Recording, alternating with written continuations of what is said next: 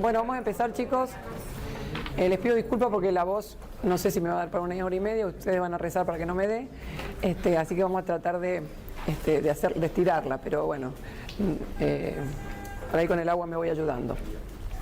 Bueno, vamos a ver hoy el teórico que está, digamos, ustedes lo tienen como fotofosforilación por ser una continuidad del teórico de fosforilación oxidativa, pero vamos a verlo desde un punto de vista un poco más amplio en realidad. Lo vamos a ver como, de manera resumida, el proceso de fotosíntesis y cómo la fotofosforilación es una parte de la fotosíntesis, pero solo una parte. Así que vamos a tratar de repasar. Ustedes ya han visto fotosíntesis en otros momentos de la carrera, así que hay cosas que ya le van a resultar conocidas. Pero bueno, vamos a tratar de, en 1 hora y media, mirar un proceso que en realidad es mucho más complejo de lo que lo podemos llegar a analizar acá.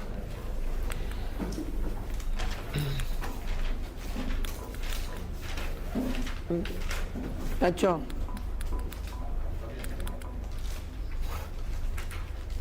No, para el otro lado.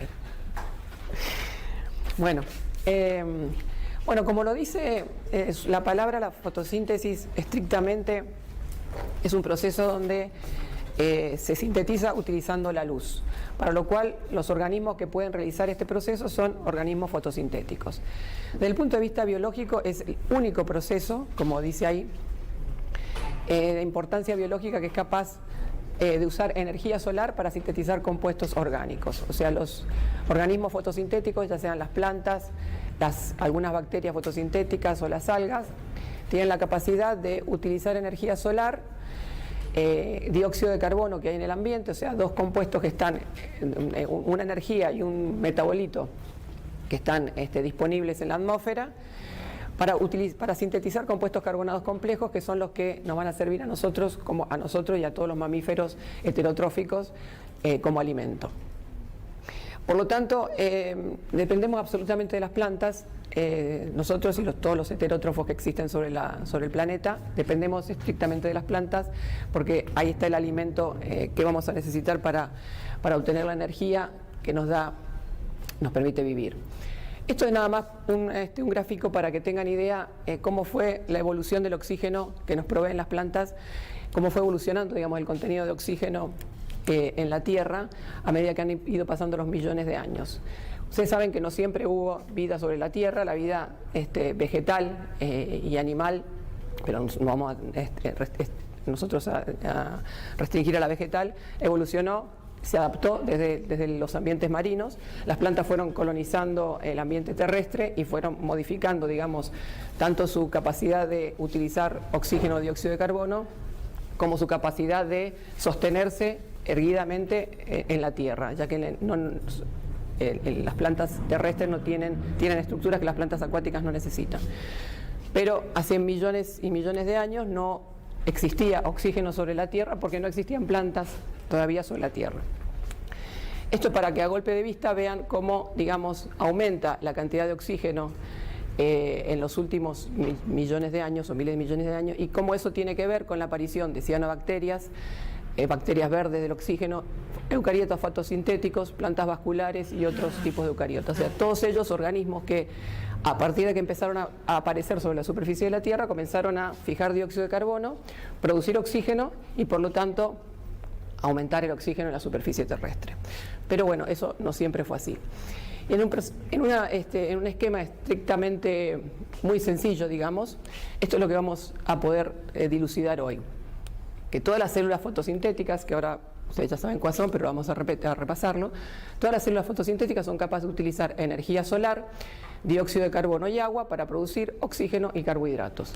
Esto que parece tan sencillo es sumamente complejo, pero para las plantas es su manera de vivir y para nosotros es imprescindible por la generación de estos dos, del oxígeno y carbohidratos de todo tipo que necesitamos las células heterotróficas para poder desarrollarnos y vivir. Bueno, ustedes la mayoría, salvo que estén haciendo farmacia, no sé si hay alguno que esté haciendo farmacia aquí, pero las plantas no las ven. Lamentablemente la carrera no tiene materias vegetales, y menos ahora que cambió el plan de estudios. Antes por lo menos había una orientación donde podíamos hacer una una aproximación a los eucariotas vegetales, que son tan importantes como los animales. Por lo menos vamos a ver cuáles son las estructuras que nos interesan hoy en una planta para poder desarrollar el proceso de fotosíntesis. Si hacemos cortes histológicos a nivel del tallo de la hoja, esto es lo que tenemos aproximadamente. En el tallo y en la raíz no nos interesa hoy particularmente porque no vamos a ver las particularidades de organismos fotosintéticos que tengan células fotosintéticas en el tallo, que los hay. Esto es un corte de una hoja, donde acá ven que es una típica hoja de las plantas C3, que vamos a ver más adelante, donde hay células que se llaman mesófilo en empalizada, mesófilo lacunoso, y dentro de estas células, que están alrededor de los vasos conductores del xilema y del floema, hay unas subunidades estructurales que son los cloroplastos, organelas subcelulares que son las donde vamos a encontrar toda la batería enzimática para realizar la fotosíntesis. Dentro de una célula vegetal, ¿cuáles son las diferencias fundamentales con una célula animal? Las células vegetales tienen pared celular, que es lo que determina su forma. La pared celular es una estructura lignificada, digamos, lignificada en determinados estadios del crecimiento de la célula, o de la planta o de la hoja, que determina la forma de la hoja.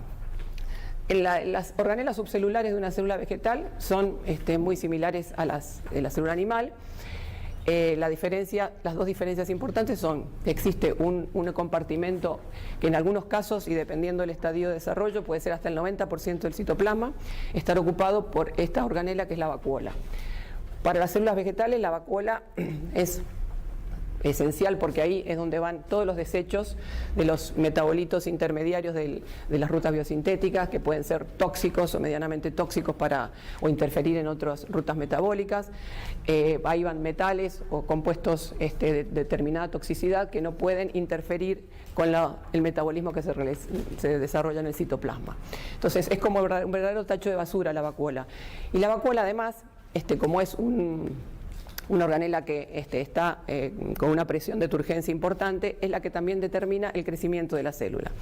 En la célula vegetal es importante por una cuestión de presiones osmóticas. La turgencia, lo que se llama presión de turgencia en una célula vegetal, que es la presión que hace el agua sobre las paredes o sobre las membranas, la membrana plasmática que está por debajo de la pared celular. Eso es un factor sumamente importante para el crecimiento, digamos, en volumen de una célula vegetal. Y la otra organela es la que vamos a ver hoy mucho más en detalle, que son los cloroplastos. Los cloroplastos, que tienen, desde el punto de vista, digamos, estructural, una similitud bastante grande con la mitocondria. Por eso es que ustedes, digamos, vieron fosforilación oxidativa dentro de la cadena respiratoria en la mitocondria, y nosotros, como una cosa paralela o bastante equivalente, vamos a ver la fotofosforilación que ocurre en el cloroplasto. Pero antes de llegar a la síntesis de ATP, tenemos que ver varias cosas más en el cloroplasto. Pero bueno, vacuola y cloroplastos y pared celular son las tres componentes, digamos, de una célula vegetal que la diferencian de una célula animal. Bueno, les decía al principio, si usamos estrictamente el sentido literal de la palabra, fotosíntesis es síntesis utilizando luz. Es un proceso extraordinariamente complejo y realmente evolutivamente envidiable para las plantas, porque pueden utilizar energía luminosa para transformarla en energía química que se almacena en compuestos hidrocarbonados imprescindibles para la alimentación de los organismos heterótrofos. Entonces, es un proceso que, si bien está muy estudiado, por supuesto ha habido en los años 50 premios Nobel referidos al descubrimiento de partes de este proceso. Todavía hay algunos pasos metabólicos de la fotosíntesis que todavía no se han dilucidado. La fotosíntesis la realizan plantas, algunas bacterias que se denominan bacterias fotosintéticas, y algas. Son los únicos organismos, y para lo cual es imprescindible tener un pigmento que se almacena dentro de los cloroplastos, que es la clorofila. Y las clorofilas son tetrapirroles, que son compuestos que ustedes conocen ya, sobre todo por haber visto mucho el grupo hemo. Son macrociclos, macrociclos completos, muy abundantes en la naturaleza. el hemo y la clorofila son los compuestos derivados de tetrapirroles más abundantes, probablemente, bueno, por supuesto que la clorofila en las plantas es más abundante que el hemo, pero hay hemo como anillo tetrapirrólico también en las plantas porque participan como cofactores de enzimas y en otras funciones que vamos a ver enseguida. Bueno, en las plantas entonces la clorofila es el tetrapirrol más importante y está presente exclusivamente en el cloroplasto. En cambio, los grupos hemo, que son también tetrapirroles, en las plantas están presentes en todos los compartimentos subcelulares. Son sumamente importantes los tetrapirroles por las funciones que cumplen, o sea, no solamente participan en el proceso de fotosíntesis en las plantas, sino en procesos de transferencia de energía, procesos como cofactores de numerosas enzimas y procesos de transducción de señales variados. Bueno, el hemo, ya lo conocen bien, son hierroporfirinas. En el caso de los mamíferos, el hemo importante es el componente de la hemoglobina, pero hay muchos otros hemos dentro de los organismos animales. Y funciona, ¿por qué? Porque funciona, esto también ocurre en las plantas, como cofactor por ejemplo, además de muchas proteínas, en los citocromos de las cadenas de transporte de electrones, por eso nos importan mucho acá. Las leghemoglobina, que son las leghemoglobina. Ustedes conocen las plantas leguminosas, por ejemplo, son todas del tipo soja, poroto, arveja, son leguminosas. Esas plantas tienen una capacidad, sobre todo el resto de las plantas verdes, en general los organismos superiores verdes, que es la de fijar nitrógeno. Tienen en su sistema radicular, pueden desarrollar una formación de unas estructuras denominadas nódulos. Dentro de esos nódulos se forma una proteína, que es la leghemoglobina, que tienen grupo hemo, y esas leghemoglobina tienen una similitud de alguna manera con las hemoglobinas de la sangre porque pueden transportar oxígeno. Las leguminosas tienen esa capacidad, es también una condición de evolución, porque pueden fijar nitrógeno gaseoso atmosférico que está en abundancia, el 78% del aire atmosférico tiene nitrógeno, y eso es una ventaja enorme con respecto a cualquier otra especie vegetal porque pueden obtener su propio fertilizante. O sea, el nitrógeno atmosférico que se fija de la atmósfera se transforma en amonio dentro de las células de los nódulos, y ese amonio luego se asimila en proteínas, en péptidos y proteínas. Bueno, esas leghemoglobina usan grupo hemo. Y también muchas enzimas que son muy importantes en el metabolismo heterotrófico o de las plantas, que son las peroxidasas, las catalasas o las NADPH oxidasas. Bueno, las clorofilas, que son magnesioporfirinas. Los hemo dijimos que eran hierroporfirinas, las clorofilas magnesioporfirina, que en las plantas están 50 veces en mayor cantidad que el hemo. Y es el pigmento central del aparato fotosintético, digamos. Ahora vamos a ver a qué se llama aparato cosechador de luz, que se lo llama de esa manera porque realmente es un cosechador de la luz solar. Las clorofilas son, junto con otras proteínas, los pigmentos centrales y esenciales del aparato fotosintético. Esto nada más para que lo que le dije recién, que dentro del cloroplasto solamente, o sea, las clorofilas están confinadas exclusivamente dentro del cloroplasto, pero en todos los otros compartimentos subcelulares, citosólicos u otros compartimentos como el núcleo, el aparato de Golgi, la mitocondria, la vacuola, hay grupos hemo formando parte de diferentes enzimas o proteínas o citocromos, como dijimos recién. Le hago una pregunta. Cuando usted se refiere a pigmento, Sí. ¿qué sería como una porción? Ahora vemos lo que es el pigmento. El pigmento, digamos, el anillo tetrapirrólico, el del hemo y el de la clorofila son parecidos. Sus rutas biosintéticas, parten del delta ALA, que es el ácido delta aminolebulínico. Tienen unos 6 o 7 pasos en común. Llega un punto donde se diversifican, que es en el momento donde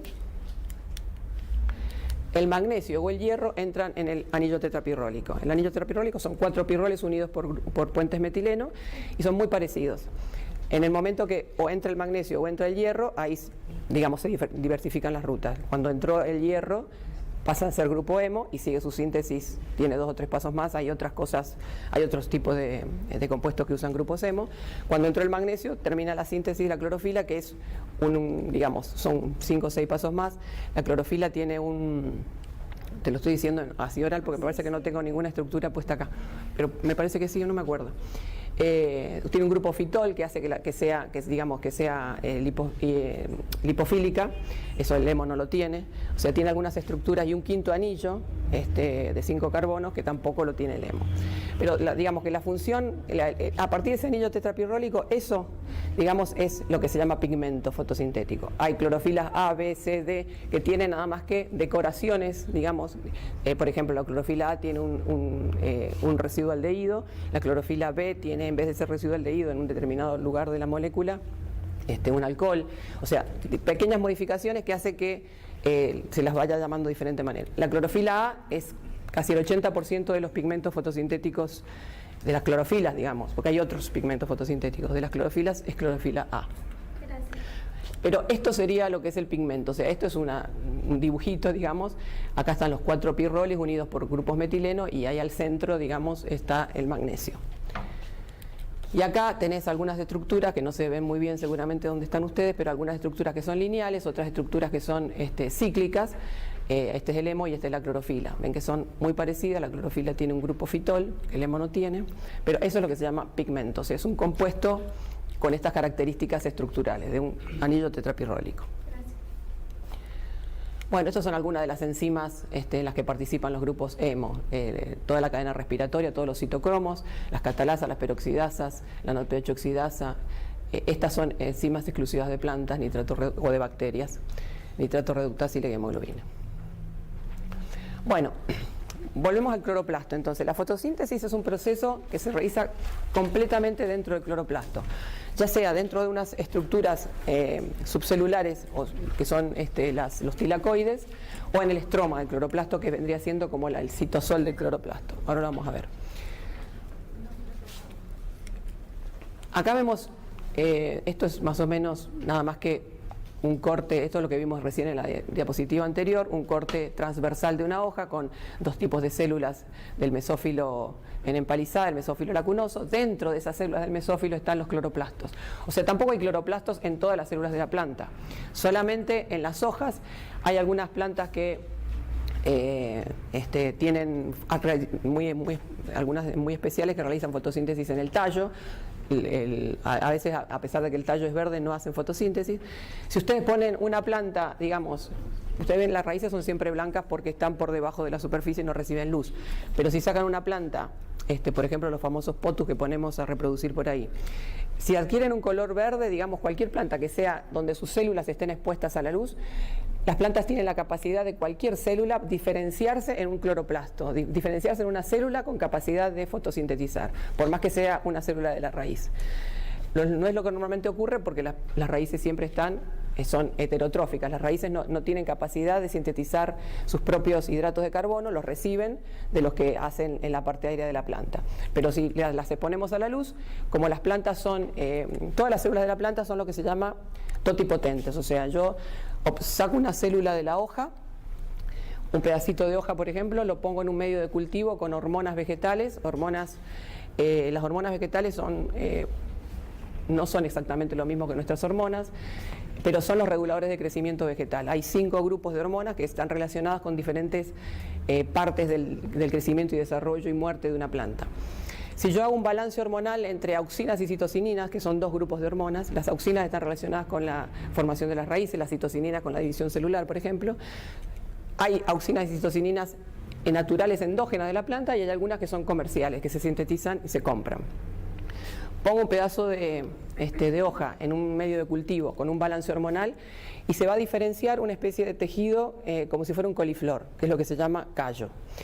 Si yo altero ese balance hormonal y, por ejemplo, aumento los niveles de auxinas de tal manera que haya, por ejemplo, 10:1 auxinas sobre citocinina, seguramente se van a desarrollar raíces a partir de esas células del callo. Si hago al revés, aumento el nivel de citocinina sobre el de auxinas, voy a obtener brotes en el callo. ¿Eso qué quiere decir? Que la planta, cualquier célula totalmente desdiferenciada, si yo regulo un balance hormonal, que es el que, digamos, tiene normalmente una planta entera, voy a lograr regenerar una planta, regenerar la parte aérea. Si lo que hice fue regenerar brotes, corto los brotes, los pongo en un medio con auxinas y le genero las raíces. O sea, la planta, nosotros nos sacan un pedazo de piel. Por ahora todavía no podemos regenerar un individuo completo a partir de una célula de la piel o del hígado, de lo que fuera. El hígado puede regenerarse, pero no es lo mismo. Una planta completa la puedo obtener a partir de una célula, simplemente manejando el balance hormonal en un medio de cultivo.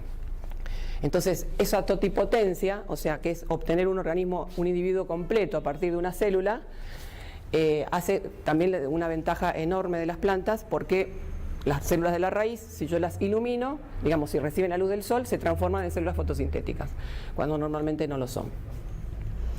Bueno, dentro de estas células, entonces, que están en la hoja, tengo estas estructuras dentro de las células del mesófilo. Tengo estas estructuras que son los cloroplastos. Los cloroplastos tienen, igual que las mitocondrias, dos membranas, o sea, dos membranas entre las cuales hay un espacio intermembrana, una membrana externa que tienen diferente porosidad también y diferente capacidad de difusión de solutos. Dentro de este espacio, rodeado por las membranas, hay unas especies de estructuras que son como si fueran pilas de monedas. Son estructuras membranosas que se denominan tilacoides. Cada una de estas membranas se llaman tilacoides. Esos tilacoides se apilan, están apilados de esta manera y conectados entre sí con otra pila de tilacoides adyacente, a través de estas estructuras que se llaman lamelas. Los tilacoides en su interior también tienen un espacio con líquido, digamos, un espacio líquido. Esos tilacoides entonces están dispuestos dentro del cloroplasto de esta manera, y el espacio donde están ubicados se llama estroma. Entonces, en el estroma del cloroplasto y entre y los tilacoides se realiza toda la fotosíntesis. Algunas reacciones van a ocurrir en el estroma, porque hay enzimas, sobre todo de la segunda parte que vamos a ver hoy, y otras reacciones se ocurren dentro de los tilacoides. Y esto se llama grana. Este apilamiento de tilacoides, de estructuras membranosas, recibe el nombre de grana.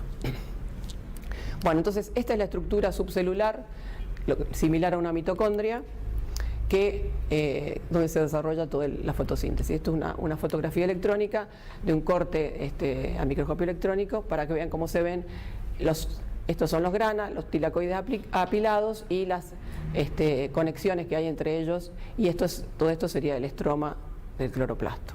Y esto es un cloroplasto también cortado. Bueno, a ver, ahora empezamos a ir un poquito más al detalle. La fotosíntesis se realiza en un aparato, lo que se denomina un aparato fotosintético, constituido por pigmentos fotosintéticos, de los cuales las principales son las clorofilas, pero no las únicas, y proteínas. Esos complejos, digamos, que forman el aparato fotosintético constituyen lo que vamos a conocer como fotosistemas. Hay dos fotosistemas distintos, ubicados espacialmente sobre las membranas de los tilacoides, y digamos, desde el momento de la captación de luz hasta la síntesis de un compuesto carbonado, ocurre todo entre las membranas del tilacoide y el estroma del cloroplasto. Para poder entenderlo mejor al proceso, porque uno dice, bueno, las plantas toman la luz, sintetizan la luz y el dióxido de carbono, sintetizan compuestos carbonados y evolucionan oxígeno. La serie de reacciones que constituyen esto, digamos, la vamos a ver ordenadamente como dos etapas, que están permanentemente transcurriendo dentro del cloroplasto en forma simultánea, obviamente, pero para poder entenderlo mejor, lo vamos a ver primero todo el sistema de transporte de electrones, que es la parte más compleja que hay dentro del cloroplasto, y después la fijación del dióxido de carbono para producir los compuestos carbonados. Entonces, las clorofilas y los pigmentos accesorios son, junto con las proteínas, lo que constituye, lo que les decía antes, el complejo cosechador de luz. Los pigmentos accesorios son los carotenos, las ficobilinas o las antófilas. Además de las clorofilas, que son las predominantes, estos serían los que se denominan pigmentos accesorios. Lo vamos a ver enseguida de nuevo, pero ¿para qué sirven los pigmentos accesorios? La verdadera, el centro, digamos, el actor principal de la fotosíntesis es la clorofila, porque es la que vamos a ver ahora en la cadena de transporte de electrones, la que se excita y emite un electrón que va a ir siendo transportado por esa cadena de transporte de electrones. Pero si solamente hubiera clorofilas actuando en la fotosíntesis y no hubiera otros pigmentos dentro de la célula, sería muy ineficiente la fotosíntesis. ¿Por qué? Porque toda la energía, digamos, que llega en forma de energía solar para ser transformada en energía química almacenada en forma de compuestos carbonados, es muchísima. O sea, la planta es imposible que aproveche toda la energía. Y además, ustedes saben que la energía, el exceso de energía es perjudicial también, digamos. Estos pigmentos accesorios lo que hacen es capturar energía, que no pueden capturar las clorofilas por una cuestión física, no dan abasto, por decirlo de una manera para que se entienda bien. Entonces los pigmentos accesorios actúan cosechando energía, igual que las clorofilas, y transfiriéndola a las clorofilas.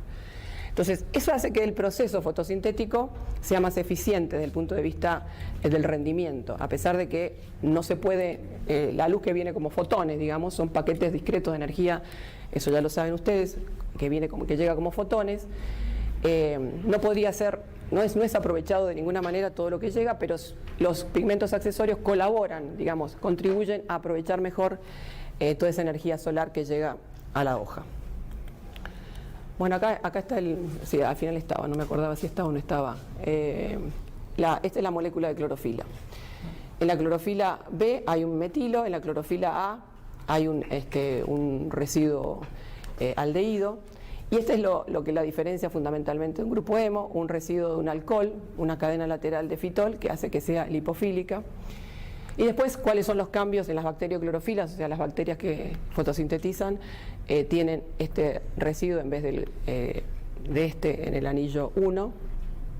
Pero bueno, esto sería lo que es un pigmento fotosintético, una clorofila A. Y estos son otros pigmentos fotosintéticos que participan del proceso del aparato cosechador de luz. Carotenos, luteínas, licopenos, son todas estructuras lineales. Vean que a diferencia de las clorofilas, son estructuras lineales. Y estos participan en la síntesis de muchos, por ejemplo, de la hormona del ácido abscísico, que es una hormona relacionada con la senescencia en las plantas y con la tolerancia a estreses hídricos. Esta es una estructura que además de ser un caroteno, que es un pigmento, sirve para la síntesis de hormonas. Bueno, respecto a lo que les decía recién, el Sol es capaz de emitir longitudes de onda entre el ultravioleta y el infrarrojo. Nosotros lo único que podemos ver y aprovechar es lo que va entre 400 y 700 nanómetros, que es la luz visible. Y eso es lo que utilizan las plantas para la fotosíntesis. Pero todo el resto de rayos solares, tanto ultravioletas como infrarrojos, también llegan con los rayos del sol y en general, según la intensidad que tengan, perjudican o son negativos para la fotosíntesis. Dentro de este espectro entre 400 y 700 nanómetros, que es el espectro de luz visible, vean cuáles son los picos de absorción de todos los compuestos, los pigmentos fotosintéticos que hay dentro de la molécula, dentro del cloroplasto, digamos. Acá hay clorofila B, carotenos, luteína, clorofila A, ficocianina, ficoeritrinas. O sea, la línea roja sería todo lo que llega de luz a la superficie terrestre y por lo tanto a las plantas. Y después, la clorofila A tiene dos picos de absorción, uno casi a 700 y otro en 450, la clorofila B en casi 500 y cerca de 700 también, que son los dos pigmentos más importantes. Pero esto es una forma visual de ver que el espectro, todo el espectro de luz que llega entre 400 y 700 puede ser aprovechado mucho mejor habiendo más pigmentos que si solamente hubiera clorofilas. Por eso es que los accesorios contribuyen a cosechar más luz y después van a ver que se transfiere a las clorofilas. ¿Qué pasa cuando una clorofila absorbe luz? Las clorofilas tienen dos picos de absorción, que es el azul y el rojo, por eso es que las vemos verdes. O sea, tiene un pico de absorción a longitudes de onda del azul y otro pico a longitudes de onda del rojo. Cuando llega la energía solar, digamos, impacta en una clorofila, hay un electrón del último, de la clorofila que se va a excitar, pasa a un estado de mayor energía, pero inmediatamente saben que eso es inestable, tiene que volver a su estado basal y va a emitir energía de diferentes formas. Una parte la emite como calor, que es la energía que generalmente se pierde, el calor no se puede utilizar para nada. cuando llega a un estado de menor energía y después pierde el resto de la energía como fluorescencia. Si nosotros miramos una hoja al microscopio de fluorescencia, vamos a ver que florece rojo. O sea, se debe a la fluorescencia de la clorofila. Bueno, esto sería el espectro de emisión, de absorción y de emisión de una molécula de clorofila. O sea, la clorofila cuando absorbe un fotón, en realidad son entre 8 y 10 fotones por cada que necesita acumular para poder pasar a un estado más excitado, recibe un cuanto de energía, un cuanto de fotones y pasa a un estado excitado, que se representa siempre como una clorofila con un asterisco. Entonces, cuando la clorofila absorbe energía y la tiene que devolver inmediatamente de ese estado excitado, es muy no puede mantenerse en el estado excitado, tiene que volver a su estado basal. Hay 4 formas que la clorofila hace para devolver o disponer de esa energía acumulada. Emisión de fluorescencia, que es cuando llega el color rojo y después emite fluorescencia. Liberación de calor, que no es utilizado. Transferencia de energía a otra molécula. Vamos a ver enseguida en un esquema mucho más claro cómo las clorofilas absorben la luz, se excitan y cuando emiten esa energía se la pasan a una molécula que esté al lado. Otra clorofila, siempre va a ser otra clorofila. Los otros pigmentos hacen lo mismo, los carotenos, las antófilas, las ficobilinas, absorben energía, se excitan y la pasan a la clorofila. Las clorofilas se la pasan entre sí. Y después energía que va a ser utilizada para reacciones fotoquímicas. Bueno, si vamos a la parte estrictamente de la reacción química que ocurre en la fotosíntesis, esta es la reacción. Si yo les pregunto en un examen cuál es el balance, la reacción de balance de la fotosíntesis, es esta. La fotosíntesis es un proceso redox, o sea, el tipo de reacción que es la fotosíntesis es un proceso redox. Hay un compuesto que se oxida y un compuesto que se reduce. Esta no lo vamos a ver, digamos, la reacción tal como está escrita así, porque acá parte de la última parte, que es el dióxido de carbono con agua, utilizando fotones de la luz, se transforma en un compuesto carbonado, representado acá por la glucosa, que no es exactamente glucosa lo que se forma, oxígeno y agua. Cuando hablamos de fotosíntesis que evoluciona oxígeno, nos referimos a la denominada fotosíntesis oxigénica. Pero existe otra forma, cuando el compuesto que acepta electrones, cuando la fotosíntesis se realiza en anaerobiosis, puede haber otros compuestos que aceptan electrones en vez del agua, por ejemplo, sulfuro de hidrógeno. El sulfuro de hidrógeno lo que hace es producir azufre. Hay bacterias que son capaces de realizar esa fotosíntesis sin necesidad de tener oxígeno. O sea, el aceptor de electrones no es el oxígeno, sino que es otro compuesto reducido en vez del agua, que puede ser sulfuro de hidrógeno. Acá el compuesto reducido que acepta los electrones, vamos a ver enseguida cómo es el proceso exactamente, es el agua. Este dióxido de carbono en una segunda etapa va a utilizar energía producida en la primera etapa de la fotosíntesis para sintetizar glucosa y dar oxígeno.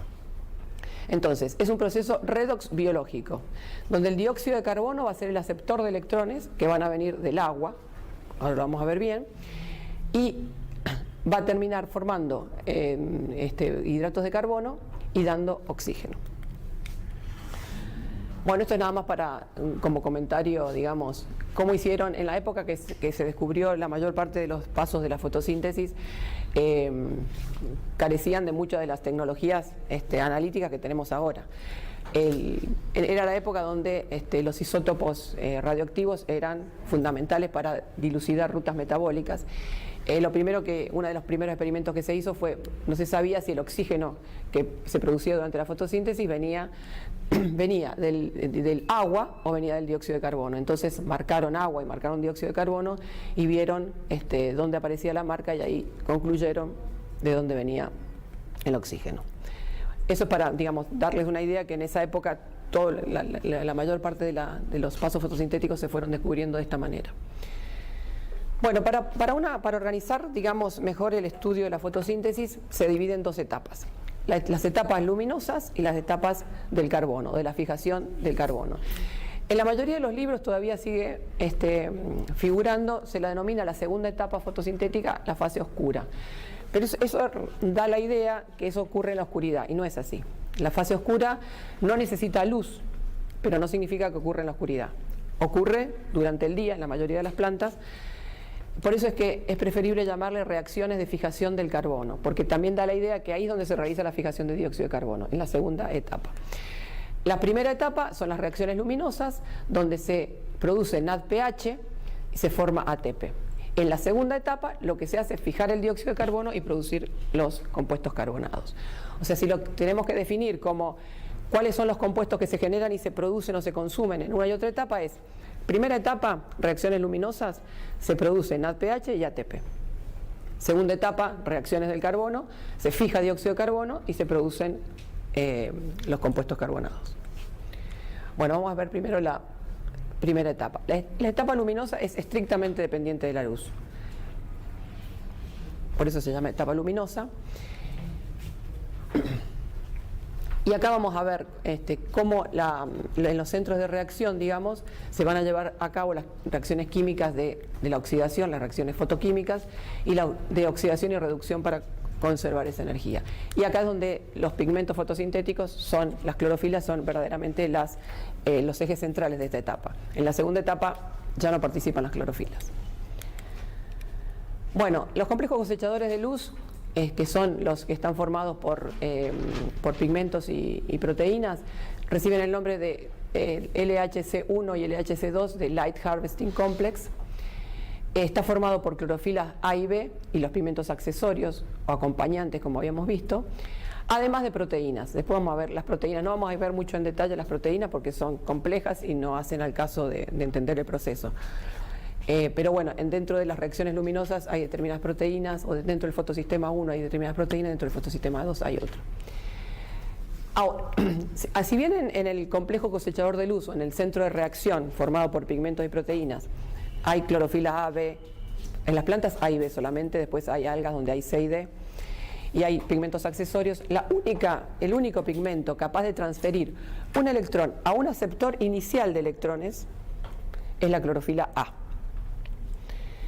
Todo lo demás, lo único que hacen es excitarse y transferir energía a otra clorofila. Ya sea los pigmentos accesorios como la clorofila B, lo que hace es cosechar energía, pasar un electrón a un nivel de mayor energía. Cuando ese electrón vuelve a su nivel basal, esa energía se transmite a otra molécula de clorofila, que va acumulando energía hasta que puede, digamos, excitar un electrón a un nivel determinado, y que ese electrón puede ser transferido ahora sí a un compuesto real, que no sea una clorofila. Ya lo vamos a ver enseguida. Generalmente en las plantas, en las monocotiledones, dicotiledones, en las plantas más comunes, hay más o menos 3 clorofilas A por cada clorofila B. Pero la clorofila que está en el centro de reacción, entonces la que es capaz de transferir un electrón y pasárselo a otro compuesto que no sea clorofila, es la A. Bueno, esto es lo que ya se los dije, o sea que los sistemas antena constituidos por todos los pigmentos fotosintéticos accesorios lo que hacen es aumentar la cantidad de longitudes de onda que se pueden absorber para no desperdiciarse y aumentar la eficiencia de la fotosíntesis. Bueno, esto sería un esquema aproximado de cómo se dispone en la membrana del tilacoide. Acá está el estroma, que sería el líquido del tilacoide, acá está la luz del tilacoide. Esta sería la membrana tilacoidal y así está dispuesto aproximadamente las proteínas y los pigmentos o clorofilas dentro del sistema. Bueno, este es un esquema muy sencillo, pero que es bastante gráfico para entender cómo es el proceso de transferencia de energía. Esto que está acá sería el complejo antena, o sea, todo lo que se ve como rosa serían las proteínas y estos son los pigmentos. Cuando llega un fotón de luz e impacta sobre una clorofila determinada, acá llega un rayo de luz, ejemplificado como fotón, impacta sobre una clorofila. Esta clorofila va a excitarse, va a pasar un estado de mayor energía. Cuando se vuelva a su estado de energía basal, va a transferir su energía a otra clorofila. Y así sucesivamente hasta que esta transferencia de energía llegue a la clorofila del centro de reacción. Esta clorofila, que es siempre una clorofila A, va a tener capacidad de pasar un estado excitado mayor que el que podían tener cualquiera de estas clorofilas o pigmentos accesorios, y este electrón que digamos pasa a un estado excitado puede ser transferido a una cadena de transporte que vamos a ver ahora que hay acá, constituida en este caso por un primer aceptor de electrones. O sea, esa clorofila pierde un electrón, ya no es solamente energía de excitación, sino que pierde un electrón y lo transfiere a un aceptor. Y acá se ocurre el primer paso de oxidorreducción. Todo lo que hay acá, previo a esto, no son reacciones que impliquen cambios químicos dentro de la célula. Son puramente físicas. Todas esas reacciones son puramente físicas. Excitación, transferencia de energía, vuelta al estado basal. Pero esta reacción es la primera reacción verdadera donde hay un cambio de estado químico. O sea, hay un compuesto que se oxida, que es la clorofila, y un compuesto que se reduce, que vamos a ver ahora cuál es.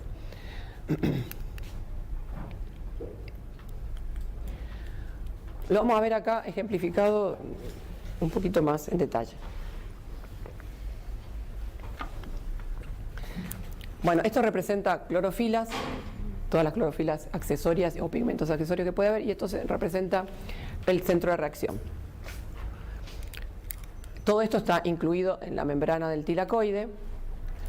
Llega un rayo de luz, acá tenemos una molécula de clorofila con un orbital, con un electrón, otro orbital desocupado.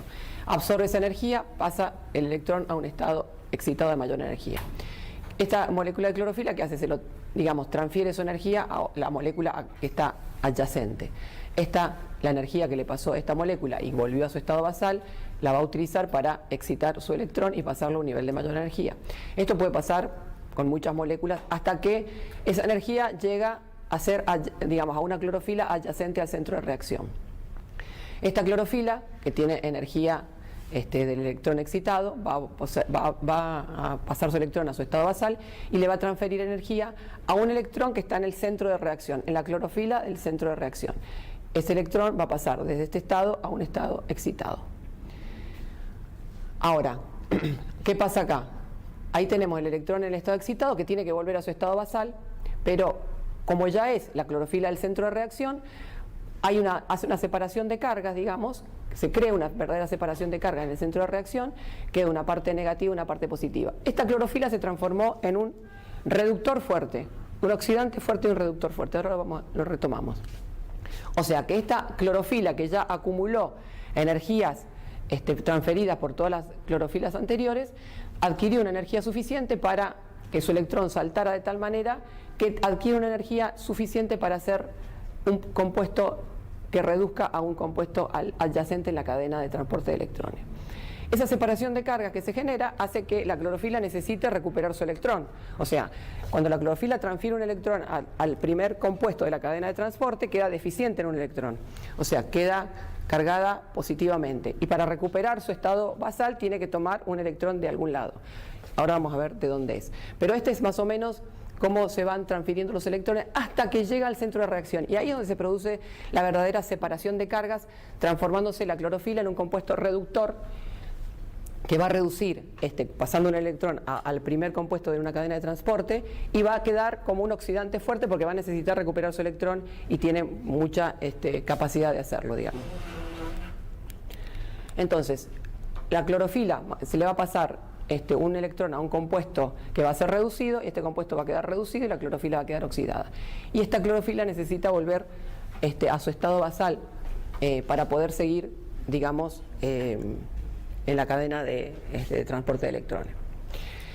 Cuando está en su estado basal, la clorofila no es ni reductor ni oxidante. O sea, si nosotros estamos en no hay a la noche, supongamos, no hay energía que está llegando a la célula vegetal o al cloroplasto, la clorofila no es ni oxidante ni reductor. Si a ustedes le preguntan, la clorofila como pigmento, como anillo tetrapirróleo, como compuesto químico, ¿es un oxidante o un reductor?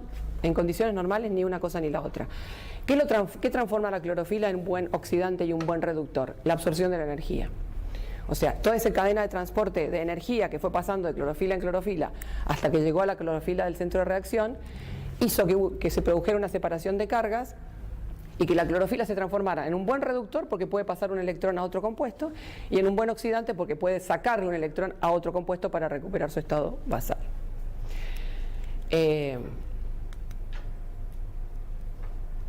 O sea, en condiciones normales, en estado basal, es un agente pobre oxidante y pobre reductor, ni una cosa ni la otra. Cuando el kit de la cuestión, la situación clave es la absorción de luz. La energía que viene con la luz hace que pasen todas estas cosas que estuvimos viendo. Entonces la clorofila va a transformarse en un buen reductor que va a reducir a otro compuesto y un buen oxidante porque le va a sacar un electrón a otro compuesto para volver a su estado basal. Y así sucesivamente va a seguir ocurriendo esta reacción permanentemente. Entonces, la clorofila es un buen oxidante y un buen reductor solamente en su estado excitado, porque absorbió luz. Es eso. Entonces, esto es importante porque también a veces lo preguntamos, ¿cuál es la primera consecuencia bioquímica de la absorción de luz? Es que transforma un compuesto débilmente reductor y débilmente oxidante en un compuesto capaz de iniciar una cadena de oxidorreducción. O sea, verdaderamente capaz de iniciar una serie de reacciones químicas que va a terminar generando compuestos carbonados. Bueno, existen dos fotosistemas dentro de que operan en serie y que están ubicados en la membrana del tilacoide de una manera que tiene que ver con sus potenciales de oxidorreducción. No lo vamos a ver muy en detalle porque es demasiado, no tenemos tiempo. Pero el fotosistema 2 y el fotosistema 1. El fotosistema 2 se caracteriza por absorber luz a una longitud de onda de 600 aproximadamente. El fotosistema 1 absorbe a longitudes de onda mayores de 680, a mayores de 680, aproximadamente 700. Esos dos fotosistemas están, ahora lo vamos a ver en el esquema están permanentemente, no es que uno absorbe primero y otro absorbe después, permanentemente están absorbiendo luz, pero absorben luz a diferentes longitudes de onda. Por eso se dice que el fotosistema 1 absorbe en el rojo lejano, que sería mayores de 680, y el fotosistema 1 en el rojo. Esto es un esquema de cómo están organizados, digamos, estos fotosistemas. Fotosistema 1, fotosistema 2, este es un complejo proteico que vamos a ver ahora, la ATP sintasa, que es la que vamos a ver al final, que es la que participa en la fotofosforilación, y los complejos cosechadores de luz. No están ubicados al azar ni totalmente desordenados dentro de la membrana del tilacoide. Algunos están más para el estroma, mirando hacia el estroma del tilacoide, otros están más para la luz del tilacoide, pero la ubicación, digamos, de todos estos componentes de los complejos cosechadores y los centros de reacción no es azarosa. Esto para que tengan nada más que un poquito de detalle respecto de cómo el fotosistema 2 está compuesto. Tiene dos centros de reacción, tiene dos proteínas muy importantes que son las D1 y D2. No importa, eso digamos no es demasiado detalle, pero son proteínas estructurales que participan en el ensamblado del fotosistema. La clorofila, a la clorofila primaria donante, que es la que va a pasar su electrón al primer compuesto que se va a reducir, se lo denomina P680, pero porque está en el centro de reacción del fotosistema 1. Y después vamos a ver, si tenemos tiempo, el manganeso es un compuesto importante, un elemento importante dentro de la cadena. Bueno, esto no vamos a ver. Y el fotosistema 1 tiene otro tipo de estructura, tiene otras proteínas. Acá en la cadena de transporte de electrones dentro del fotosistema la vamos a ver ahora enseguida en detalle, pero tiene proteínas, hierro, azufre, proteínas, 3 o 4 tipos de hierro, azufre, proteínas, ficobilinas, pigmentos. Las dos proteínas más importantes del fotosistema 1 son la PCA-A y PCA-B, y después hay proteínas del tipo hierro, azufre, proteínas. Enseguida lo vamos a ver en detalle, pero esto para que lo tengan un poco más ordenado. Esto sería cómo se disponen los fotosistemas y la ATP sintasa en la membrana del tilacoide. Cómo es el transporte de electrones, que lo vamos a ver ahora bien en detalle, dentro de la membrana del tilacoide. El fotosistema 1, o sea, la fotosíntesis se explica siempre en su cadena de transporte de electrones, como si los electrones fueran del fotosistema 2 al 1, en vez del 1 al 2. No sé por qué, digamos, es así, pero el primer fotosistema es el 2, el segundo es el 1. Pero no pierdan de vista que igual, todo el tiempo, los fotosistemas están siendo excitados y reciben la luz de la misma manera, simultáneamente. Nosotros ahora, para explicarlo, lo vamos a ver como una cadena de transporte que empieza en el fotosistema 2 y termina en el 1. Pero todo el tiempo está ocurriendo esto sobre los dos fotosistemas. Bueno, la luz impacta sobre el fotosistema 2, se transfiere a partir de una cadena de transporte de electrones que tiene un complejo de proteínas bastante importante que se denomina citocromo B6F, terminan el circuito del transporte de electrones en el fotosistema 1. Y aparte, a lo último, vamos a ver cómo funciona la ATP sintasa.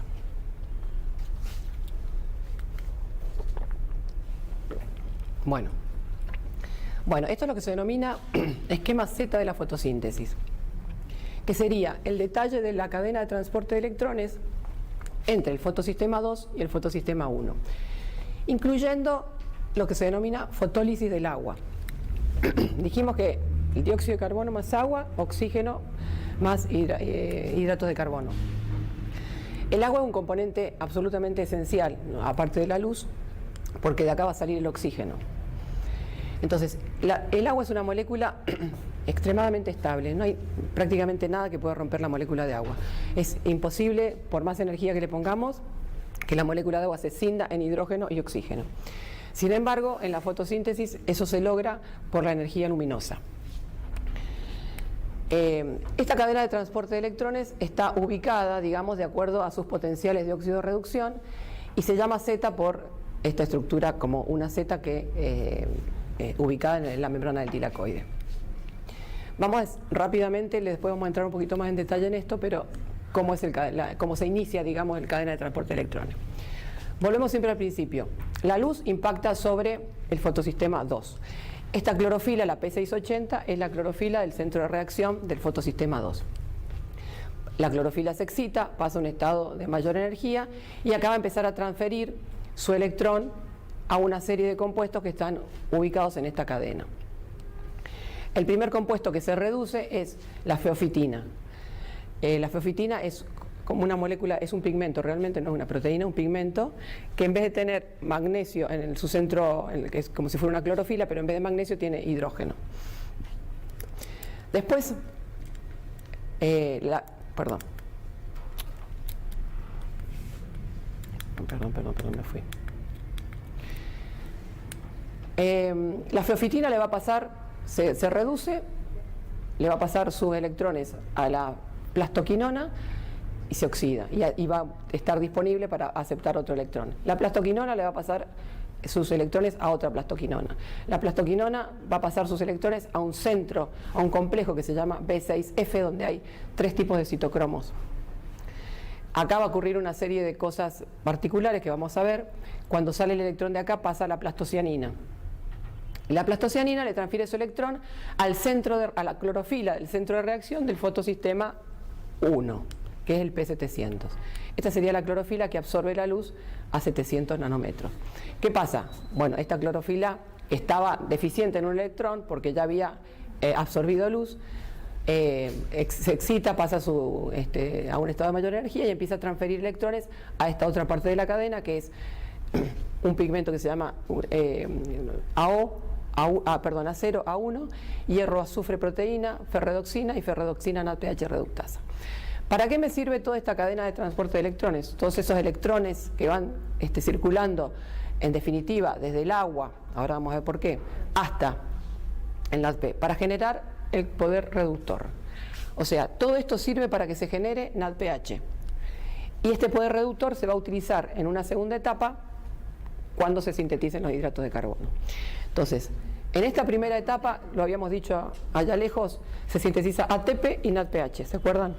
Ese ATP y ese NADPH se van a usar en la segunda etapa para reducir el dióxido de carbono y producir hidratos de carbono. Entonces, toda esta cadena de transporte de electrones sirve para generar poder reductor. Bueno, acá que habíamos dicho que cuando la clorofila se transforma en un reductor, o sea que cede sus electrones a este primer compuesto, queda deficiente en un electrón, tiene que recuperar su electrón.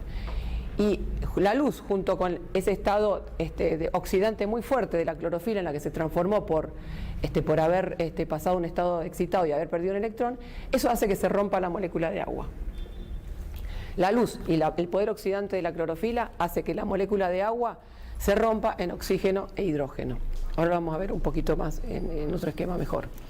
Pero es el proceso que se conoce fotólisis del agua. Fotólisis, o sea, ruptura de la molécula de agua mediada por la luz y por el poder oxidante de la clorofila en la que quedó transformada después de que perdió un electrón que inició su cadena de transporte acá.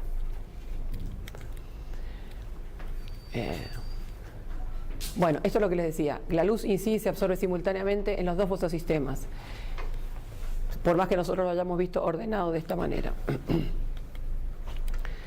Bueno, entonces, es lo que les decía recién, el doblamiento del agua es prácticamente imposible por la energía que requiere.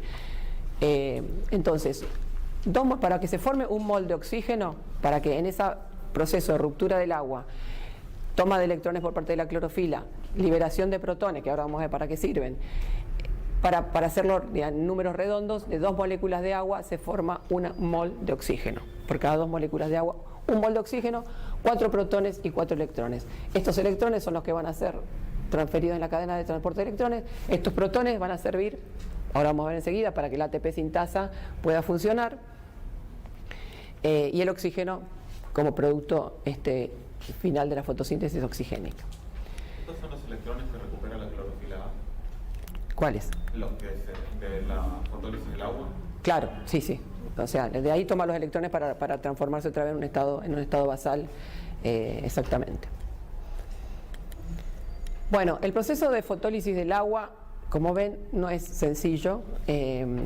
Acá está esquematizado con la participación. ¿Se acuerdan que les dije que el manganeso era un elemento importante? O sea, para que pase el agua a oxígeno se requiere una transferencia de a uno de esos 4 electrones de las 2 moléculas de agua.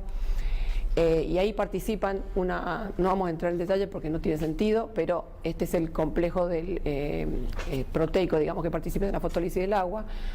Y se van formando excitones, en cada electrón que se pierde también un protón, por supuesto. Entonces acá están representados los 4 protones que se pierden con cada electrón que se transfiere hasta que se forma la molécula de oxígeno.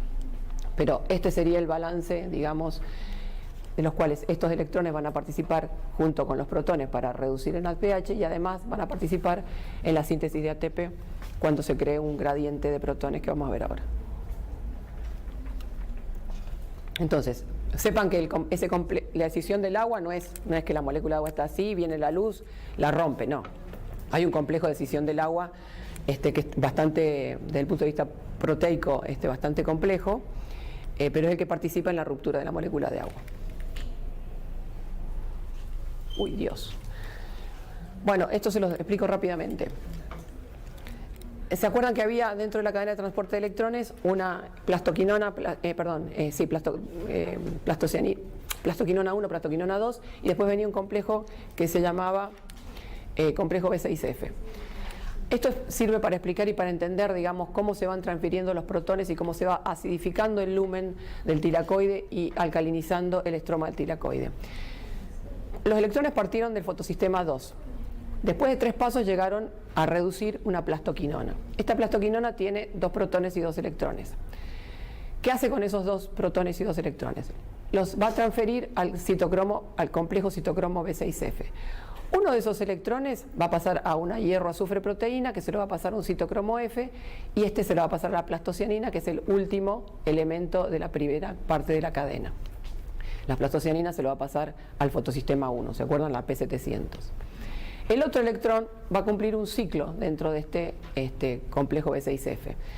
Va a pasar a un citocromo B, a otro citocromo B y a una semiquinona, que va a tener por ahora un electrón.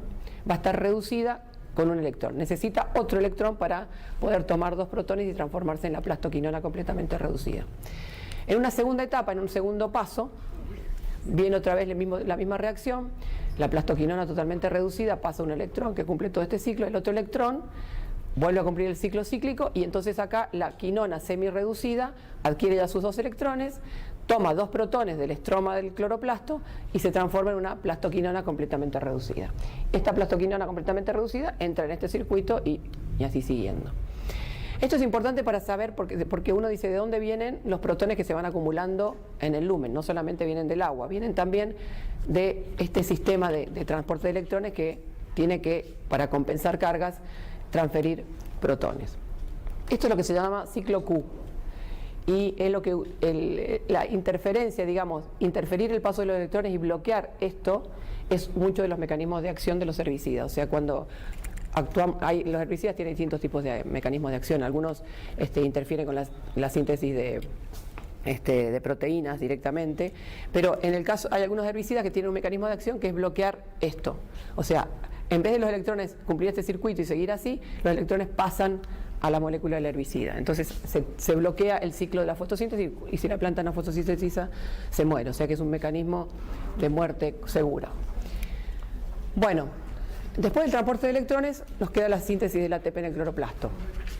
Eso es lo que denominamos fotofosforilación, que es muy parecida a la que ustedes ya vieron, fosforilación oxidativa. La enzima es la ATP sintasa y transcurre esta fosforilación por un mecanismo de quimiosmosis. ¿Cómo se descubrió esto? ¿Qué es lo que hicieron para darse cuenta de que se podía generar ATP? Lo que se descubrió acá fue que se podía generar ATP en ausencia de luz.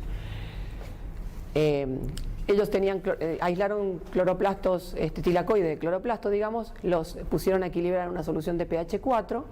Cuando eso estuvo equilibrado en pH 4, le cambiaron la solución a una solución de pH 8 y le agregaron ADP y fósforo. ¿Y qué vieron? Que se formaba ATP. Y esto incubado en la oscuridad, formaba ATP. O sea, ¿cómo se formaba ese ATP si no había luz?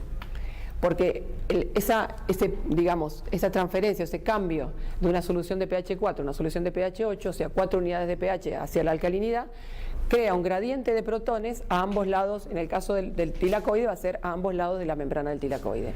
Y esto es lo que se llama quimiosmosis, o sea, es la generación de un potencial químico para realizar trabajo generado por una diferencia de potencial que se debe a a una diferente concentración de protones a ambos lados de una membrana. Siempre que haya cargas positivas o negativas desequilibradas, a algún lado de una membrana, o sea, que se cree un gradiente, que te permita crear un gradiente, eso genera energía para poder realizar trabajo. O sea, que la diferencia de concentración de iones genera una diferencia de potencial eléctrico a través de la membrana y eso es una fuente de energía libre para ser usada por la célula. Y eso es lo que se llama quimiosmosis. En el caso del... Esto realmente, eso que simularon ahí, pasar de pH 4 a pH 8, es lo que realmente pasa en el cloroplasto. O sea, acá todo el sistema de transporte de electrones y la fotólisis del agua. Estos protones que se van acumulando, van generando una acidificación, del lumen del cloroplasto, y esto, que es el estroma del cloroplasto, esto es lo que vimos recién en el citocromo B6F. Pasa protones de acá para adentro y además se generan protones por la fotólisis del agua. O sea, en el lumen del cloroplasto se van acumulando protones, hasta que se crea una diferencia de potencial, acá ácido y afuera alcalino, tal que sirve para dar energía para que actúe la ATP sintasa. Y se cree que más o menos se consumen 3 ATP para molécula de oxígeno que se genera y que esto estaba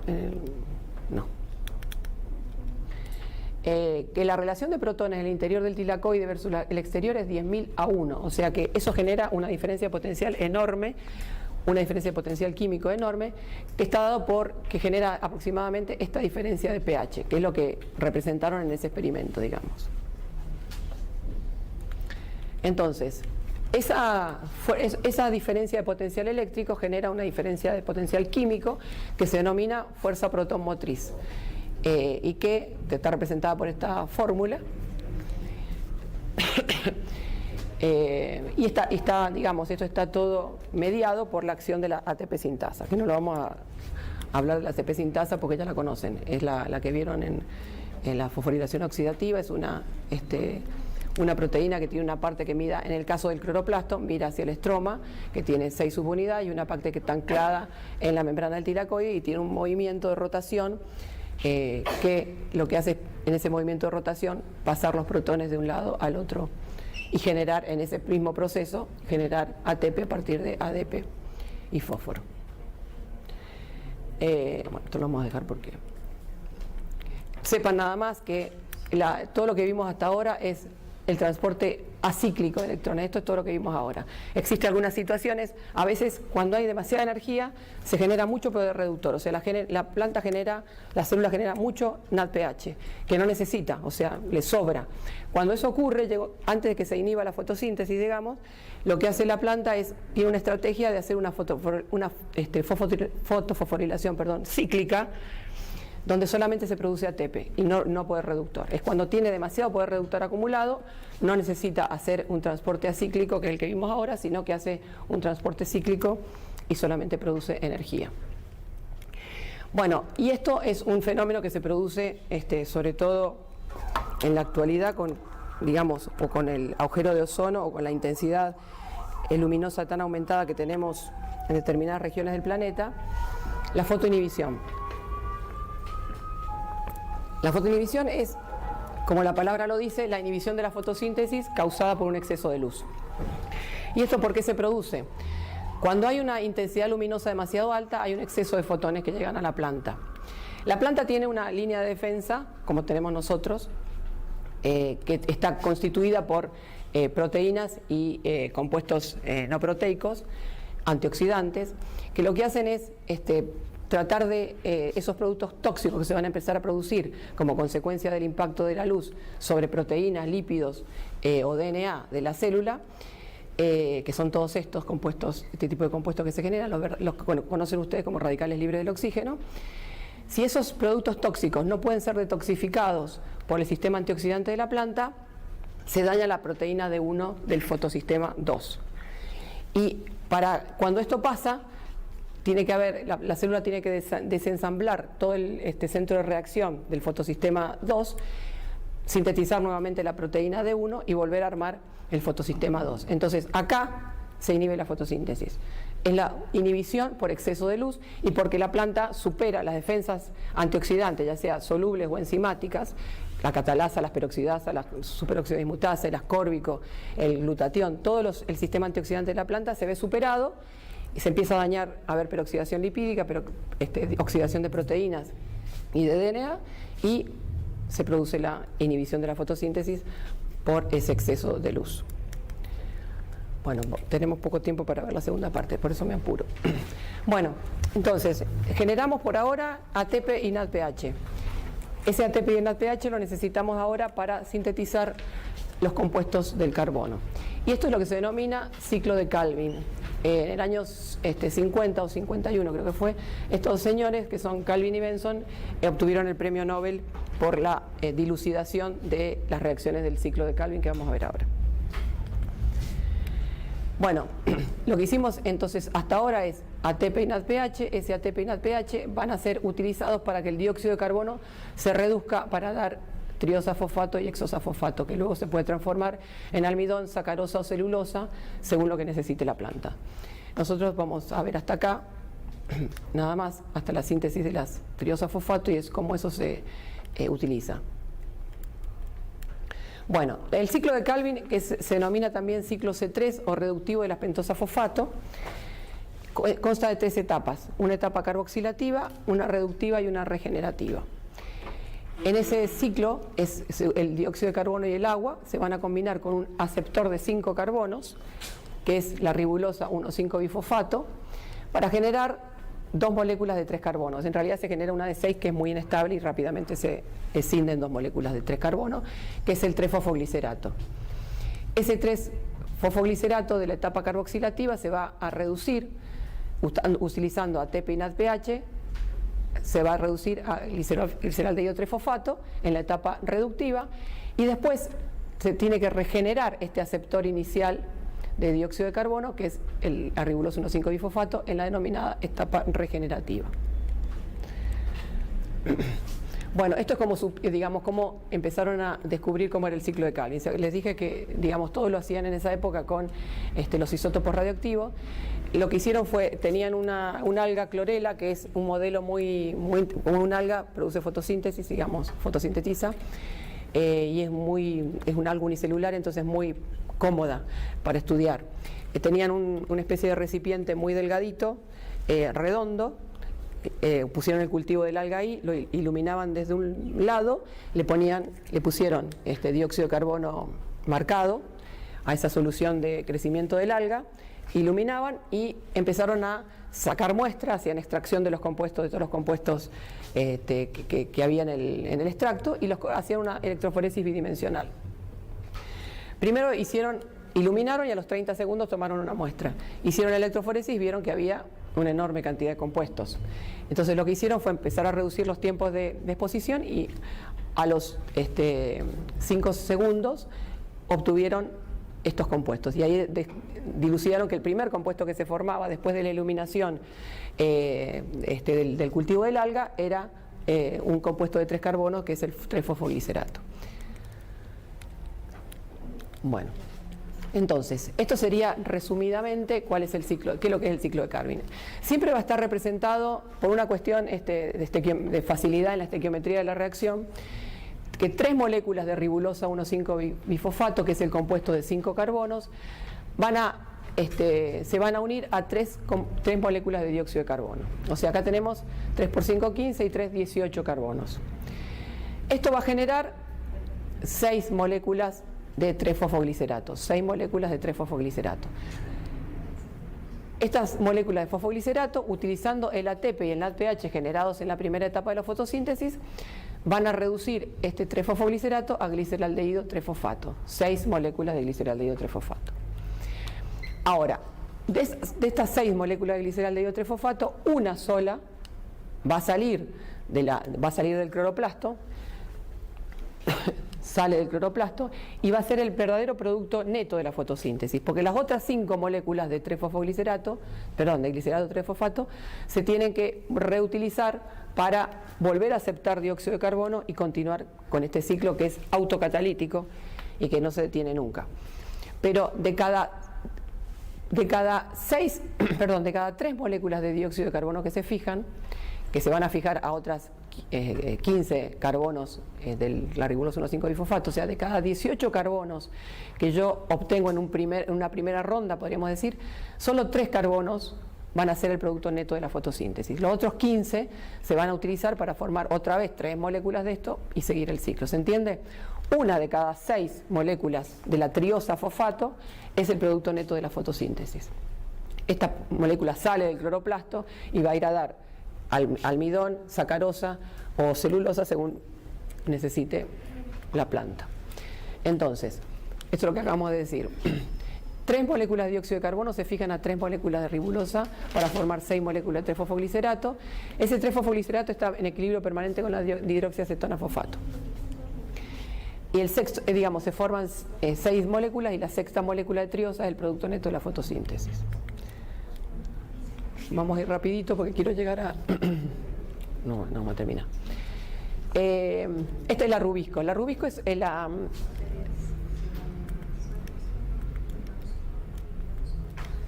No.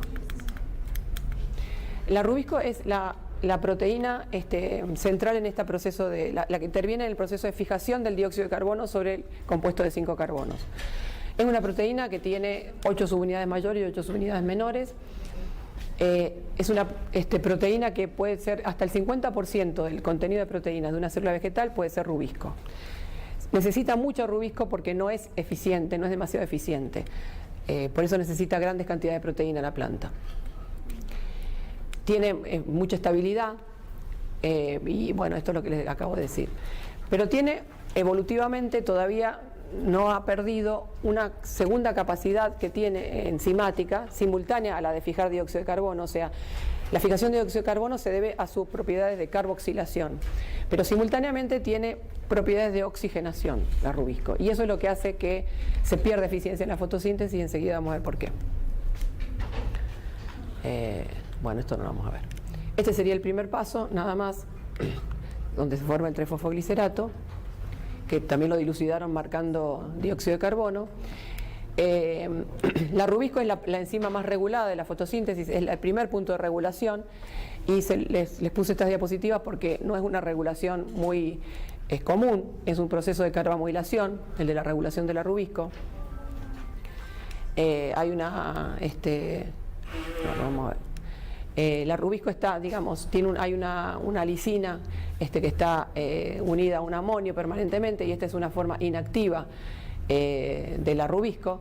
Cuando se produce, en el momento que tiene que activarse, digamos, hay una enzima que se llama rubisco activasa, que lo que hace es unir a este residuo nitrógeno un dióxido de carbono, que no es el mismo dióxido de carbono que se fija, es otro dióxido de carbono. y que hace un complejo con el magnesio. Esta reacción de carbomoilación es la que activa a la rubisco. Bueno, esto es lo que les decía, que sale una triosafosfato fuera del cloroplasto para ser utilizado en la síntesis de sacarosa de almidón. Bueno, acá quiero mostrarles, esto es un esquema donde se entiende perfectamente bien, estequiométricamente, digamos, de dónde salen las 6 moléculas de triosafosfato y cómo se regeneran nuevamente las 3 moléculas de ribulosa 1,5-bifosfato donde se va a fijar el dióxido de carbono.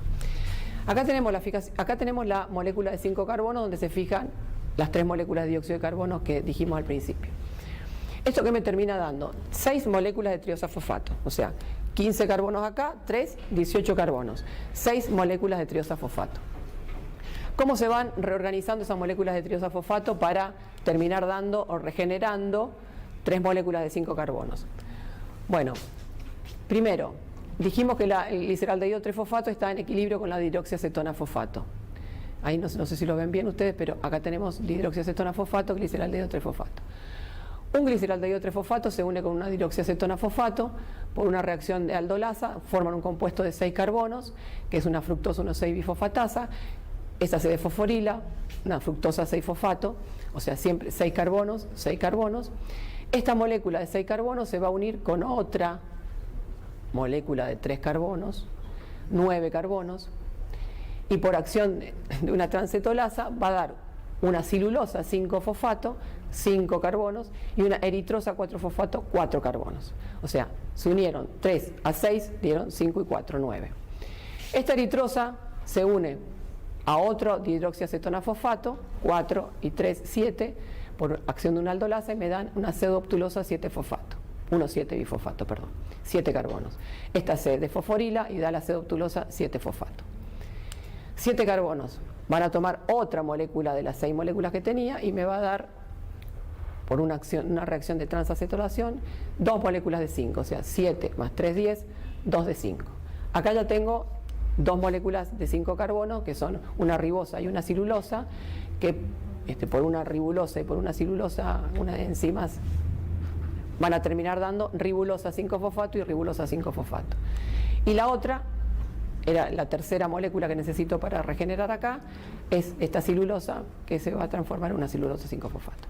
O sea, esta es la forma en que se van reorganizando y reordenando. De las 6 moléculas de triosafosfato que obtuve acá, una sola no la voy a utilizar porque va a ir a la síntesis de sacarosa o almidón, y las otras 5 se reorganizan de tal manera de dar estas 3 moléculas de ribulosa 1,5-bifosfato que van a volver a ser aceptores del dióxido de carbono. Cuando estén aburridos a la noche no puedan dormir, pónganse a hacer este juego, a lo mejor les sirve para dormirse. Pero bueno, para que vean que es real, digamos, de dónde salen esas 3 ribulosas. Bueno, entonces, en la estequiometría el consumo 6 ATP y 6 NADPH y 3 ATP. O sea, por cada 3 dióxido de carbono que se utilizan o que se fijan, utilizo 9 ATPs y 6 NADPH. Por cada 3 dióxido de carbonos voy a gastar 9 ATPs y 3 NADPH, lo que significa decir que por cada dióxido de carbono que fijo, utilizo 3 ATPs y 2 NADPH. Esto es la estequiometría del ciclo de Calvin. Esto es lo que se utiliza de las reacciones luminosas de la fotosíntesis para generar hidratos de carbono. O sea, acá cierro el ciclo 9 ATP y 6 NADPH, o sea, 3 ATPs y 2 NADPH por cada dióxido de carbono fijado. Y el producto neto de la fotosíntesis es una molécula de triosafosfato, que es gliceraldehído trifosfato. Bueno, la regulación del ciclo de las enzimas del ciclo de Calvin están, la rubisco ya vimos que se regula por carbomoilación, pero estas otras 4, por ejemplo, se regulan por oxidación-reducción de los puentes disulfuro, por ejemplo. ¿Esto lo conocen, el sistema de tiorredoxina-ferredoxina de regulación de enzimas? ¿Nunca lo vieron? Bueno, la mayoría de las enzimas de la fotosíntesis se regulan por el sistema ferredoxina-tiorredoxina. No sé si se acuerdan, pero la ferredoxina era una de las, cuando vimos el transporte de electrones, antes de que llegara a reducirse el NADP, estaba la ferredoxina NADPH reductasa. ferredoxina y ferredoxina APH reductasa. Entonces, esta ferredoxina, que está en un estado que se reduce, digamos, si ustedes repasan el sistema de transporte de electrones, llega un momento que el electrón llega y reduce la ferredoxina.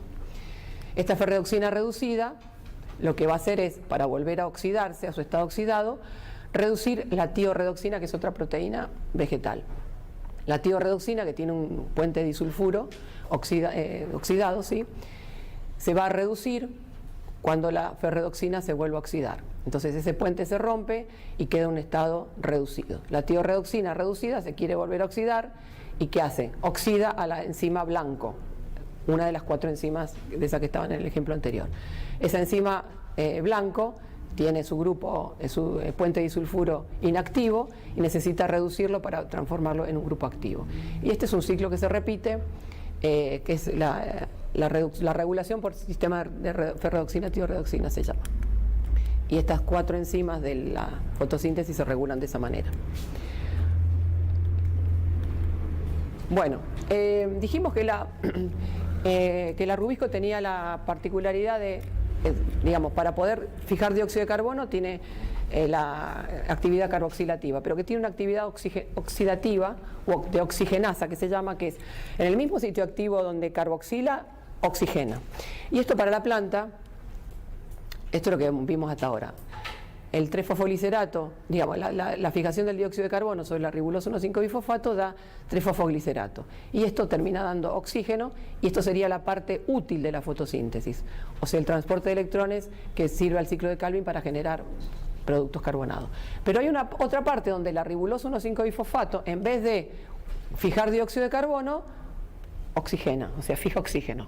Y esta es una parte que a la planta no le sirve para nada, porque en vez de utilizar dióxido y generar oxígeno, usa oxígeno y genera dióxido. O sea, parte de esto, que son carbonos, se pierden por esa propiedad que tiene oxigenasa la Rubisco.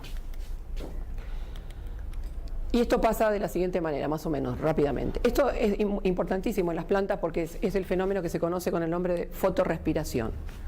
O sea, es la generación o la pérdida de dióxido de carbono o de carbono que fue asimilado en la fotosíntesis por la propiedad oxigenasa de la Rubisco. O sea, si les preguntan qué es la fotorrespiración, es la pérdida neta de dióxido de carbono o de carbono fijado en la fotosíntesis debido a la propiedad oxigenasa de la Rubisco. Esto, para que se cumpla la fotorrespiración, necesito 3 compartimentos, que son el cloroplasto, el peroxisoma y la mitocondria. Lo vemos rápidamente. Acá tenemos el compuesto de 5 carbonos donde normalmente se debería fijar el dióxido de carbono.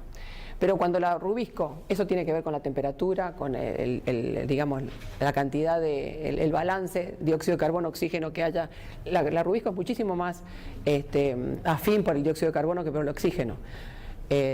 Por eso que depende mucho la solubilidad del dióxido de carbono y el oxígeno digamos, en el líquido que hay en la célula, depende mucho de la temperatura. Por eso es que en las plantas C3, que son las que estamos viendo hasta ahora, importa la temperatura, influye la temperatura sobre el proceso de fotosíntesis, y tiene que ver con esto.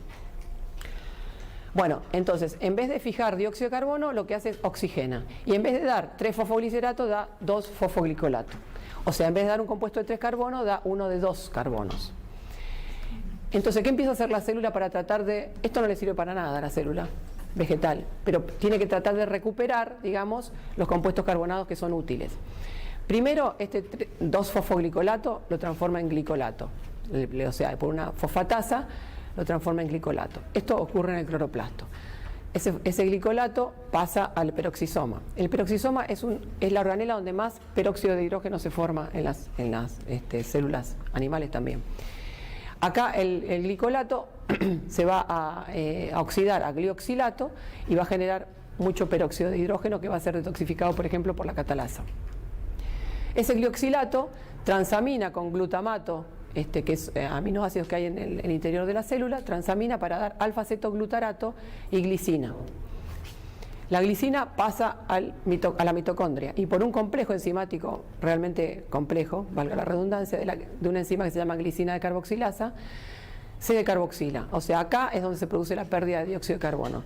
La glicina da pierde amonio. Este amonio se puede utilizar nuevamente para dar, aminoácidos. A partir de acetoglutarato da glutamato, amonio, dióxido de carbono, pierde dióxido de carbono y genera poder reductor.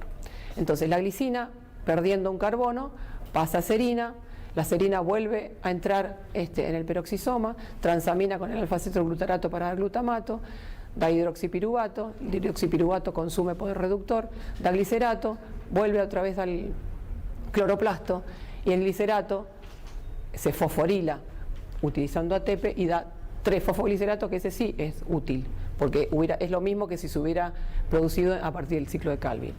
Pero bueno, en todo este ciclo el 75% del carbono se recupera y el 25% se pierde. O sea, por cada 4 carbonos que se generaron acá, que salieron de acá, se recuperan 3 como fosfoglicerato. Pero eso implica para la planta consumo y gasto de energía, gasto de ATP y poder reductor. El poder reductor está compensado, pero el ATP que lo había generado para otra cosa lo tiene que utilizar para recuperar carbono. Bueno, estas plantas esta fotosíntesis que vimos hasta ahora es la que se realiza en la mayoría de las especies vegetales, las que crecen en climas cálidos, la mayoría de las plantas que nosotros conocemos. Pero hay situaciones especiales de temperatura, por ejemplo, donde las plantas, donde la temperatura, por ejemplo, en zonas del desierto, donde hay muy poca agua, muy altas temperaturas, y la planta tiene que optimizar, digamos, su fijación de dióxido de carbono y su generación y su pérdida o consumo de agua para que la fotosíntesis se pueda realizar aún en condiciones muy desfavorables. Estos han sido plantas que han evolucionado ese proceso fotosintético, que se denominan plantas C4 o plantas CAM, que viene del metabolismo ácido de las crasuláceas. Entonces, estas plantas ya no se llaman C3 o se llaman C4, justamente porque en vez de generar 3-fosfoglicerato, que es un compuesto de 3 carbonos, como primer producto de fijación del dióxido de carbono, generan un compuesto de 4 carbonos que generalmente es oxalacetato o aspartato. No fotorrespiran, o sea, esto que vimos recién no ocurre en las plantas C4 CAM, vamos a ver por qué ahora. Porque tienen un mecanismo de concentración de dióxido de carbono alejado de la superficie de la célula, más en el interior de la célula, y lo que hace es concentrar el dióxido de carbono sobre la rubisco. La rubisco no tiene posibilidades de oxigenar porque hay mucho dióxido de carbono respecto al oxígeno, entonces no tiene posibilidad de oxigenar. Y eso hace que la eficiencia de la fotosíntesis sea más alta. Las plantas C4 tienen una anatomía foliar distinta de la C3.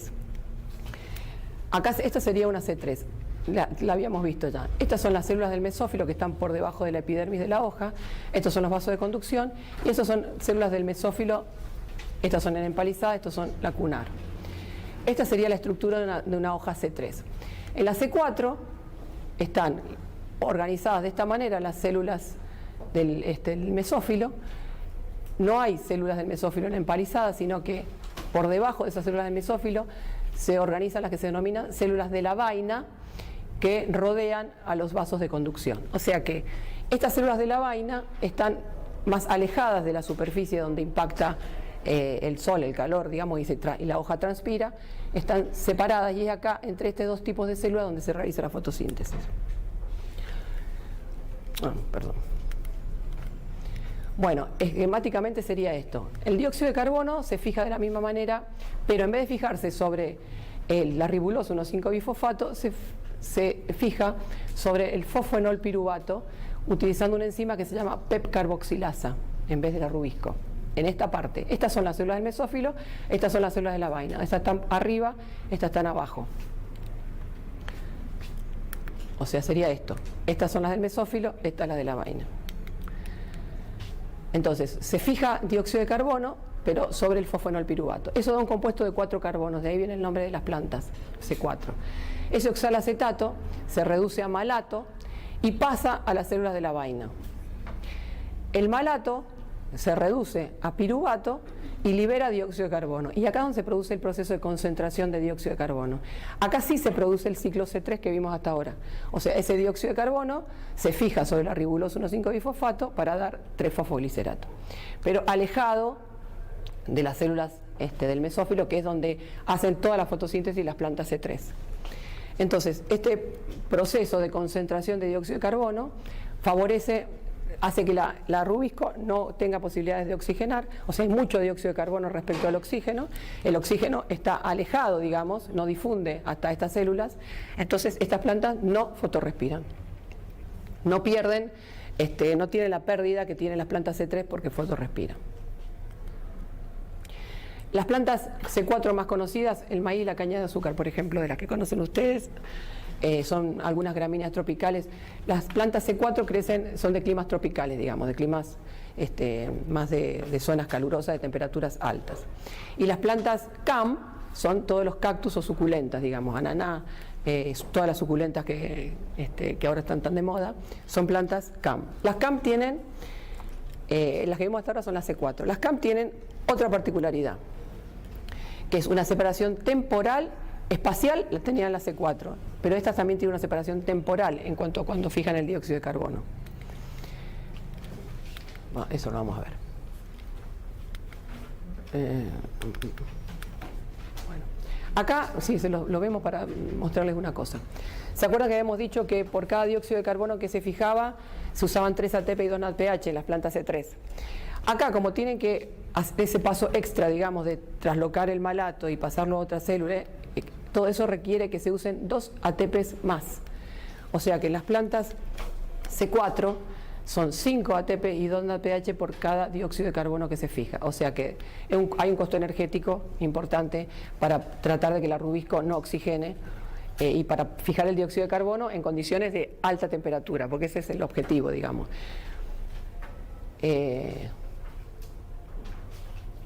Bueno, no importa. Bueno, las plantas CAM.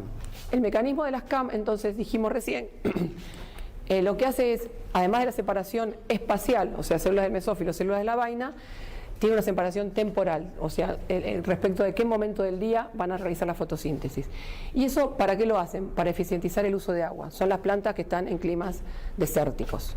Nosotros ahora tenemos suculentas, abundan las suculentas y crecen perfectamente en este clima, pero los cactus, por ejemplo, las suculentas tienen optimizado el uso del agua porque crecen en climas desérticos. Fíjense, una planta CAM pierde 50 a 100 gramos de agua por cada gramo de dióxido de carbono que fija. Las C3 pierden 250 y las C4 250, 300 y 400 a 500. O sea que tienen, estas, si bien es muchísimo, lo que pierden por cada dióxido de carbono que fijan, pierden mucho menos que los otros dos tipos de fotosíntesis. ¿Cuál es la diferencia de las CAM?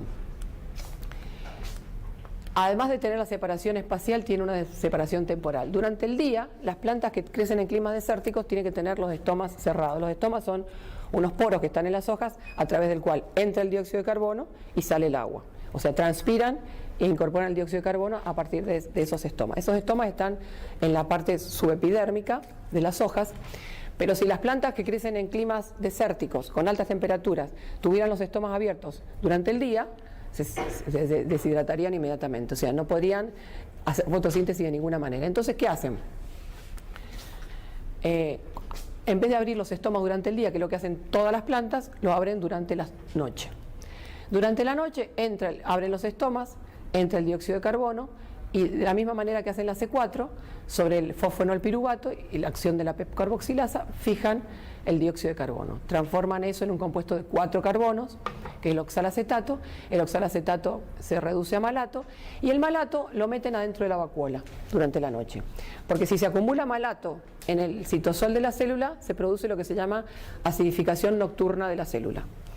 Entonces, para que no, dijimos que la vacuola es el lugar donde, digamos, todo lo tóxico o lo inconveniente para el metabolismo normal lo meten en la vacuola. El malato ingresa a la vacuola durante la noche. Durante el día cierran los estomas, no pierden agua porque cierran los estomas. El malato que estaba en la vacuola sale de la vacuola, entra al cloroplasto, se decarboxila y se transforma, o sea, cumple dentro del cloroplasto el ciclo de Calvin igual que cualquier otra planta. Pero lo hacen durante el día con los estomas cerrados para evitar la pérdida de agua. ¿Se entiende?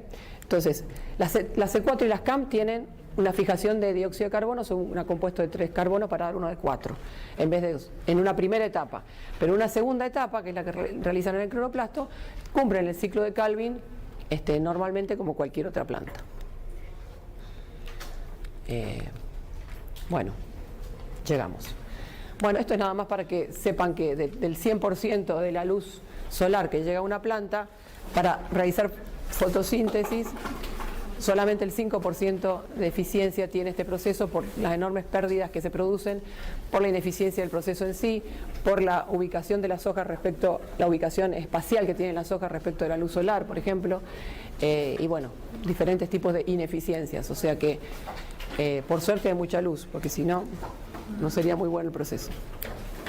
Bueno, cualquier duda que tengan, yo estoy acá, no estoy allá en biológica, sino acá en este mismo piso, frente a la biblioteca, está la cátedra de química biológica vegetal. Si necesitan cualquier duda o consultar libro o lo que sea, estamos ahí.